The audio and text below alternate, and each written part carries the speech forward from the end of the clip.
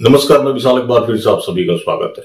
एक मामला बिहार के सुपौल जिले के त्रिवेणीगंज थाना से सामने आ रहा है, जहां का एक मौलाना और माफ कीजिएगा इमाम, अब कुछ मिलते जुलते ही होते हैं। इमाम अब्दुल हाफिज, जो कि एक 3 साल की छात्रा को पढ़ाता था और वो पढ़ाते पढ़ाते 16 साल की हो गई। जब 16 साल की हो गई तो फिर 19 अप्रैल 2024 जहां उसने उस लड़की को परीक्षा में पास कराने का झांसा दिया और उस लड़की के साथ यौन संबंध बनाया और मौलाना ने साथ में ही उसे निकाह करने का आश्वासन भी दे दिया। अब लड़की प्रेग्नेंट हो गई। प्रेग्नेंट होने के बाद मौलाना ने भी पीछा छुड़ाना शुरू कर दिया। दूसरी तरफ उस मौलाना की सास, अब उस मौलाना की जो सास है वो चाहती नहीं है कि उसकी जो बेटी है उसकी कोई दूसरी सौतन आए, और उसका साला भी नहीं चाहता। जो कि सास है सजदा खातून, और जो साला है जिसका नाम है मोहम्मद साहिद, वो लगातार लड़की के परिवार को धमका रहा है और मामला दर्ज कर लिया गया। अब इतना होने के बावजूद भी आप हवस का इमाम तो नहीं बोल सकते, क्योंकि बॉलीवुड ने ऐसा कुछ किया नहीं जिसको समाज एक्सेप्ट कर ले।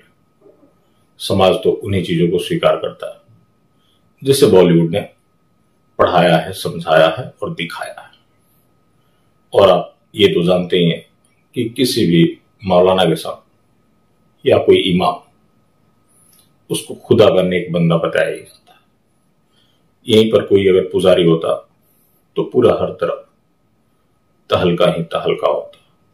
लेकिन यहां पर देखिए, 3 साल से एक लड़की को पढ़ाया, जब 16 साल की हुई तो मौका पाते ही काम तमाम कर दिया और अब पीछा भी छुड़ा नहीं।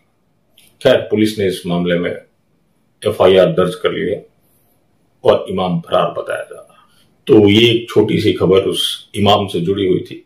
सबसे खास बात तो ये थी जिसे मैं तो भूल ही गया था। चलिए अब मैं बता देता हूं। बताओ।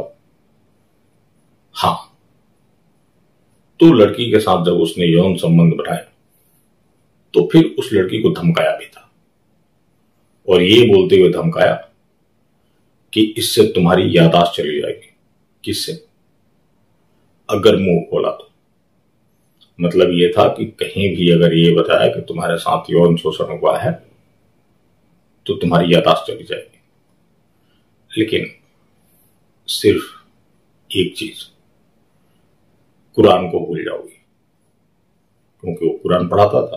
तो जो उसने शिक्षा दी थी उसको लेकर बोल दिया कि मैंने तुम्हें तालीम दी है और मेरे खिलाफ मुंह खोला तो इसे सब भूल जाओ। चलिए, आप सभी का बहुत धन्यवाद। बाकी जिंदा रहे तो फिर मिलेंगे, और मिलते रहे तो जिंदा रहेंगे। मिलना जुलना तो खैर जारी रखे, लेकिन नॉन बायोलॉजिकल के बायोलॉजिकल लोग यहाँ पे अपना समय ना गवाएं।